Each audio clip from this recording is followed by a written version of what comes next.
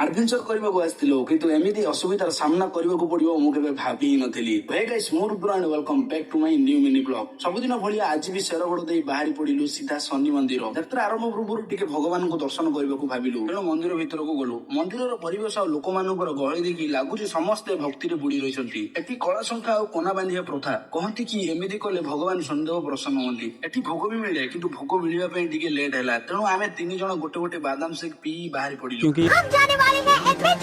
ତେଣୁ ସିଧା ଗୋଟେ ଲଙ୍ଗ ରାଇଡ୍ ନେଇ ବାହାରି ପଡିଲୁ ବଡଗଡ ଆଡେ। ଆଗରୁ କିଛି ପ୍ଲାନ ନଥିଲା କିନ୍ତୁ ଇଚ୍ଛା ହେଲା ତେଣୁ ଚାଲିଲୁ। କିଛି ସମୟ ପରେ ପହଞ୍ଚି ଗଲୁ ବଡଗଡ କିଙ୍ଗ ପ୍ୟାଲେସ। ବଡଗଡର ଏଇ ପୁରୁଣା ରାଜମହଲ ସତେ ଯେମିତି ଇତିହାସ ଏବେ ବି ଏଠି ଜୀବିତ ଅଛି। ଏଠିର ସୁନସାନ ରାସ୍ତା ଆଉ ଭଙ୍ଗା କବାଟ ଦେଖିଲେ ସତେ ଯେମିତି ଜାଗାଟା କିଛି କହିବାକୁ ଚାହୁଁଛି, କିନ୍ତୁ ଏମିତି ସୁନସାନ ଜାଗାରେ ଅଧିକ ସମୟ ରହିବାଟା ଠିକ ନୁହଁ। ତେଣୁ ଏମିତି ଗୋଟେ ମସ୍ତ ଅଫରୋଡିଂ କରି ଆଉ ଗୁଗଲ ମ୍ୟାପ କୁ ଭରସା କରି ଗୋଟେ ୱାଟରଫଲ କୁ ଯିବାକୁ ଚେଷ୍ଟା କଲୁ, କିନ୍ତୁ ଆମେ ହିଁ କୁଆଡେ ହଜିଗଲୁ, ନିଜେ ହିଁ ଜାଣିପାରିଲୁନି। ତାପରେ ଚାରିଆଡେ ଏପଟ ସେପଟ ହେଲା ପରେ ରାସ୍ତା ପାଇଲୁ, କିନ୍ତୁ ଗାଡି ଖରାପ ହୋଇଗଲା। ପଛ ଚକାର ଟ୍ୟୁବ ଫାଟିଗଲା। ଏମିତି ସେମିତି କରି ମେକାନିକ କୁ ଡାକିଲୁ, ଗାଡି ରିପେୟାର କଲୁ। ଭାବିଲୁ ଘରକୁ ପଳେଇବୁ, କିନ୍ତୁ ଆଡଭେଞ୍ଚର ଟାକୁ ଇନକମ୍ପ୍ଲିଟ କରି କେମିତି ଯିବୁ। ସୋ ଶେଷରେ ଆମେ ପହଞ୍ଚି ଗଲୁ ରୋଲା ୱାଟରଫଲ। ଆଜି ଭାବିଥିଲୁ ଭଲ ଜାଗା ଥିବ, ଗାଧେଇ ପାଧେଇ ଯିବୁ, କିନ୍ତୁ ଜାଗାଟା ଆଭରେଜ ଥିଲା। So that's it for today. ଏମିତି ଡେଲି ବ୍ଲଗ ପାଇଁ ଚ୍ୟାନେଲକୁ ସବସ୍କ୍ରାଇବ ଆଉ ଫଲୋ କରି ରଖନ୍ତୁ।